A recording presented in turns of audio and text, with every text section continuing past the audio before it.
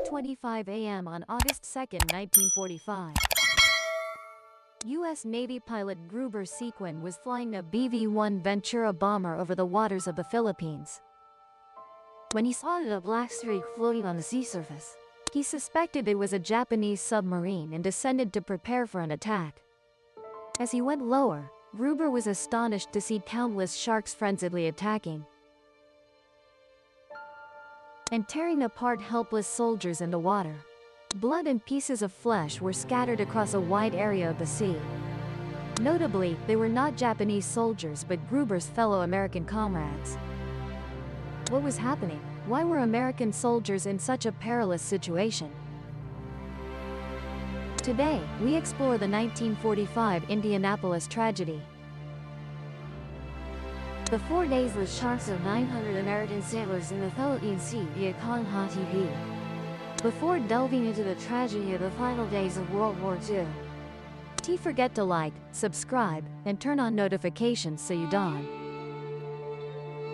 Now, let's begin with the main content. In 1945, World War II entered its final stage, with Italy and Germany surrendering one after another. The Allies used island hopping tactics to advance closer to Japan. Although the war was nearing its end, Japanese forces stubbornly resisted with a suicidal spirit. Therefore, landing on Japan still faced numerous difficulties. In July 1945, the cruiser Indianapolis departed from San Francisco, beginning its journey toward the Western Pacific. A few days earlier, Captain McVeigh had received a mission to transport a top-secret cargo. According to information, simply delivering this cargo to Tinian Island near Japan, controlled, could potentially end the war soon.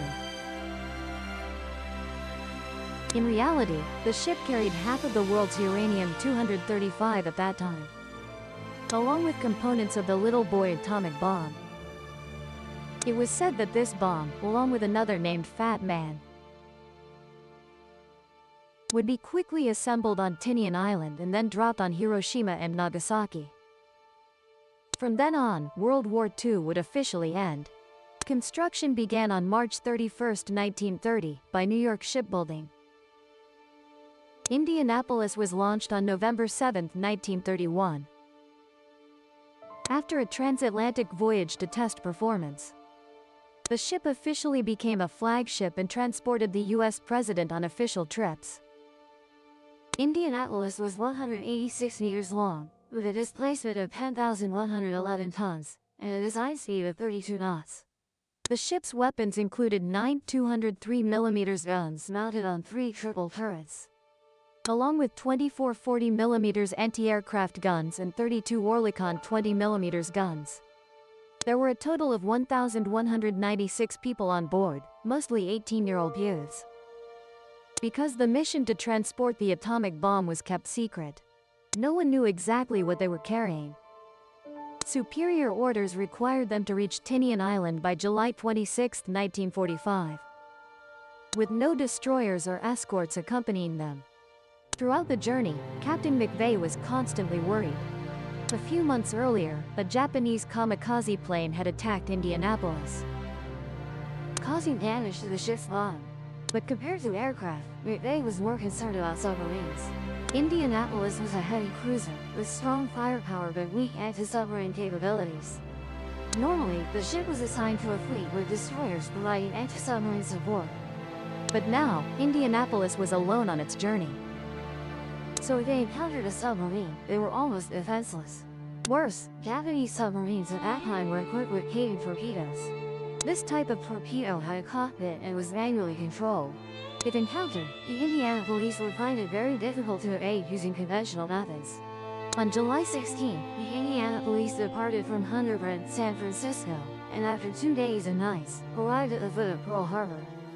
The ship was resupplied with some materials and then continued its journey for the Western Pacific. Everything seemed to be more chaotic than expected, so Dish Day ordered maximum acceleration. The ship ran continuously day and night. On July 26, the Indiana police finally reached Tinian Island and successfully delivered the cargo. Next, the ship would arrive at Guam before July 28 and then proceed to Leyte Island in the Philippines. Although the mission had been completed smoothly, Dish Day still had an indescribable sense of unease. He had requested his superiors several times to dispatch, but because the mission to transport the atomic bomb was kept absolutely secret, all his requests were rejected. At that time, Bitch Bay had no idea that in just a few days, his worries would become reality. On the night of July 29, 1945, the Japanese submarine I-58 surfaced in the Philippine Sea and began locking onto its target. After the Battle of the Mariana Sea, the Japanese fleet was severely defeated, and submarines became one of the last weapons of the Japanese Navy. This I-58 submarine was commanded by Captain Hashimoto Mochizo. Around 11 p.m., the observers on the submarine suddenly spotted a large American warship approaching from the east. It was a large warship but had no escort ships at all. Initially, Hashimoto thought it was a trap, but after observing for a while, he saw no other activity around. So, at 12:15 a.m. on July 30th, the I-58 submarine fired 6 torpedoes in succession at the enemy warship from a distance of 1,500 meters. 2 torpedoes hit the starboard side of the ship, and 1 struck the ammunition storage behind the gun turret. The ship under attack was the Indianapolis. Loud explosions erupted immediately, with alarm whistles and screams echoing throughout the ship. The explosion in the gun turret caused water to flood into the bow section. At 12:27 a.m., the Indianapolis began sinking rapidly, with the boat plunging downward. About 300 people went down with the ship, while the rest fell into the sea. Because the events unfolded too quickly, those on board did not understand what was happening. The only fortunate thing was that before sinking, they managed to send out a distress signal in time. The location of the accident was the Philippine Sea. The area was almost entirely under American control. Normally, a rescue team would arrive very soon. Early in the morning of July 30th, 1945, the first day after the shipwreck, there were 890 survivors in the sea. The sea temperature in the Philippine Sea at 7 a.m. was about 8. By nightfall, many had died from hypothermia.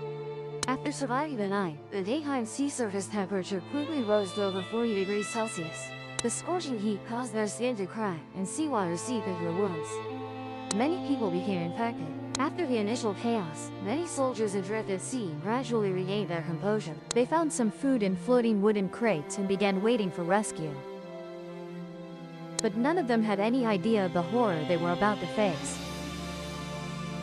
On the morning of July 30th, a soldier named McCoy was resting on a life raft. In his drowsy state, he heard the sound of splashing water nearby. As soon as he lifted his head, he froze in shock. He saw that on the sea surface, beside the raft, a large school of sharks had appeared and were circling around. They were oceanic white-tipped sharks, belonging to the Requiem shark family. They typically inhabit warm temperate seas. Their most recognizable feature is their very large dorsal fin, with white tips on the fins and belly. Oceanic white-tipped sharks can grow up to 4 meters long and weigh 150 kilograms. They are naturally curious and aggressive. They are also sharks that tend to follow ships. Whenever they see people falling into the water, they often launch sudden attacks. Usually, humans are not the primary food source for sharks. But that night, the blood of the dead and wounded attracted many sharks gathering at the bottom of the sea. It began tearing apart the corpses. But because the night was pitch black, no one noticed. It wasn't until the following night that people discovered the abnormality. Panicked screams echoed across the sea surface. Some people tried frantically swimming to escape. But just seconds later, the shark fins on the sea surface suddenly disappeared, pulling the swimmers underwater. Oceanic white sharks have extremely strong bite force. Their sharp teeth can tear off large chunks of flesh. Once bitten by them, it's very difficult to escape. Moreover, they often charge at prey at speeds up to 70 kilometers per hour and swallow them whole. More frighteningly, in places with abundant food, blood causes sharks to gather, falling into a feeding frenzy and randomly attacking surrounding creatures. According to survivors' accounts, they frequently saw several sharks suddenly leap out of the water, clamping onto someone and diving back into the sea. The soldiers who fell into the sea had no way to resist. They quickly lost strength after being pulled underwater. Several sharks attacking together quickly tore them apart. In just over 10 seconds, limbs and heads were seen separating from bodies. Some were ran by multiple sharks simultaneously, swaying like ragdolls in the sea. One soldier desperately attacked a shark with a dagger. But the injured shark only attracted more of its kind. The victim initially struggled, but soon was clamped by 2 or 3 sharks and torn into pieces. Pitiful screams resonated across the sea surface. Panicked people tried climbing onto life rafts, but because the rafts couldn't bear the weight, as soon as they climbed on, the entire raft capsized. Those who fell back into the water were quickly dragged away by sharks. On July 31st, the second day after the ship sank, the death toll had exceeded 200. All life rafts were packed with people. They formed several loose small groups. Shark attacks decreased, but beneath each raft remained dense schools of sharks. A new fear emerged. No one knew when they would be pulled underwater. Some who just leaned out were immediately grabbed by sharks. Some soldiers woke from sleep to find the person beside them gone. Only a hand gripping the raft remained. As for those who couldn't climb onto life rafts, they could only drift hopelessly in the open sea, praying they wouldn't be attacked by sharks. Heat, hunger, thirst, and the constant threat of sharks caused the soldiers to gradually break down. Since falling into the sea, they hoped for rescue every day. But no ship came. From initial hope, all had now turned to despair. Lying adrift on the sea, waiting to be dragged away by sharks. August 11th, the third day after the shipwreck. Many sailors began to go insane. Some had hallucinations, screaming about rescue boats in the vast open sea. Then plunged into the water like madmen and were quickly attacked by sharks. Some drank seawater and convulsed all over. Others mistook their comrades beside them for Japanese soldiers, suddenly embraced them and jumped into the sea together, ending their lives. On the morning of August 4th, 4 days after the USS Indianapolis sank, pilot Gilbert C. Green, while flying a bomber on a mission, finally spotted the victims at sea. Witnessing this horrifying scene, Green hastily sent a distress signal. Upon receiving the signal, a Catalina seaplane also arrived at the scene. Pilot Adrian Marks, disregarding regulations prohibiting sea landings and the risk of attack by Japanese submarines, decided to land on the water to rescue survivors one by one onto the plane. His actions saved many lives. On the afternoon of August 3rd, rescue ships began converging on the area where the USS Indianapolis. The retrieval process was truly horrifying. After searching the sea, they only recovered 91 intact bodies. The rest were incomplete body parts. During the retrieval, they even saw 4 sharks frenziedly attacking a body just meters away from the wreckage. They had to fire multiple rifle shots to drive away the sharks. According to statistics, out of 890 people who fell into the sea, only 316 survived. A few days later, the cargo that the U.S. Navy soldiers had transported across the ocean to Japan finally served its purpose. On August 6, 1945, the atomic bomb transported by the USS Indianapolis to Tinian Island exploded over Hiroshima. On August 9th, the second atomic bomb was dropped on Nagasaki. On August 15th, Japan announced its surrender. World War II officially ended as predicted, and the USS Indianapolis became the last U.S. warship sunk in this world war. It should be noted that when the USS Indianapolis sank, the ship sent a distress signal. Even if the distress signal wasn't received, the fact that the U.S. Navy in the Philippines didn't see the ship dock should have drawn their attention. So why were 900 people adrift at sea for 4 days? Nearly 500 people were eaten by sharks without any rescue efforts. After investigation, the U.S. military gradually clarified it. In fact, as soon as the USS Indianapolis sent the distress signal, 3 U.S. military radio stations received the information, but one duty officer was drunk at the time and forgot about it upon waking. The second person who received the news intended to report to superiors but was dismissed by them to avoid disturbance. The third person, although they sent a reply message to the USS Indianapolis, received no confirmation and assumed it might be an enemy trap, so they ignored it. The USS Indianapolis was scheduled to arrive at Leyte on August 7 to 8. The Leyte unit should have reported the ship missing, but due to wartime conditions, the command assumed the ship had been reassigned to another mission and paid no further attention. Thus, no one realized the USS Indianapolis had sunk.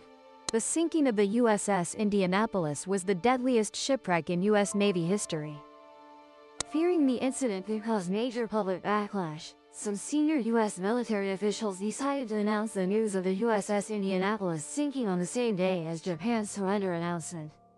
while attempting to limit the scope of responsibility. In November 1945, Captain McVeigh of the USS Indianapolis, who miraculously survived the disaster, became the only captain tried by a Navy court-martial during World War II. He was charged with 2 offenses. First, not having the ship zigzag to avoid enemy submarines, putting the ship in danger. Second, not ordering to abandon ship immediately, leading to many casualties.